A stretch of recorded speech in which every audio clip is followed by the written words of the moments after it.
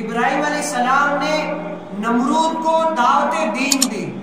نمرود اپنے آپ کو خدا کہتا تھا کہ میں اللہ ہوں، میں خدا ہوں، جو مجھے مانے گا وہ اس دھرتی پر رہ سکے گا، جو مجھے نہیں مانے گا وہ اس دنیا میں نہیں رہے گا. تو حضرت ابراہیم علیہ السلام تو اللہ تعالیٰ کے رسول تھے، اللہ تعالیٰ کے نبی تھے. حضرت ابراہیم علیہ السلام اللہ تعالیٰ کے نبی تھے، تو انہوں نے نمرود کو دعوت حق دی، اللہ اس کے رسول کی دعوت دی کہ تم دین کو مانو اور خدا ایک ہے، قل هو اللہ احد، اللہ کو مانو. لیکن وہ نہیں مانا. تو حضرت ابراہیم علیہ السلام نے اس نمرود سے مناظرہ کیا. اس سے کیا پتا چلا کہ یہ مناظرہ کرنا انبیاء علیہ السلام کی سنت میں سے ہے. تو نمرود سے مناظرہ کیا اور مناظرہ کرنے میں گفتگو چھڑی تو حضرت ابراہیم علیہ السلام نے کہا کہ تم اللہ کو مانو جو لوگوں کو زندہ کرتا ہے اور مارتا ہے، یعنی جو زندگی اور موت دیتا ہے میرا خدا وہ ہے.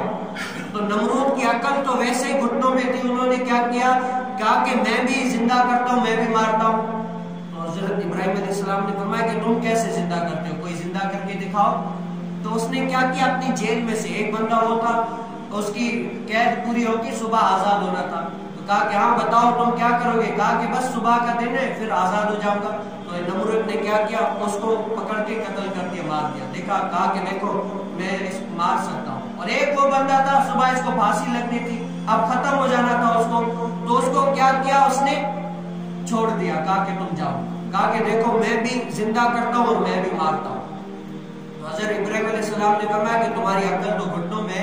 تو حضرت ابراہیم علیہ السلام نے فرمایا کہ میرا رب وہ ہے جو مشرق سے سورج کو نکالتا ہے اور مغرب پہ طلوع کرتا ہے.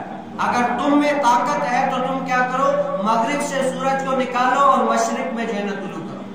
اب یہ اس بات میں کیا ہوا، بالکل پھر گیا، اس میں جواب نہیں دے سکا.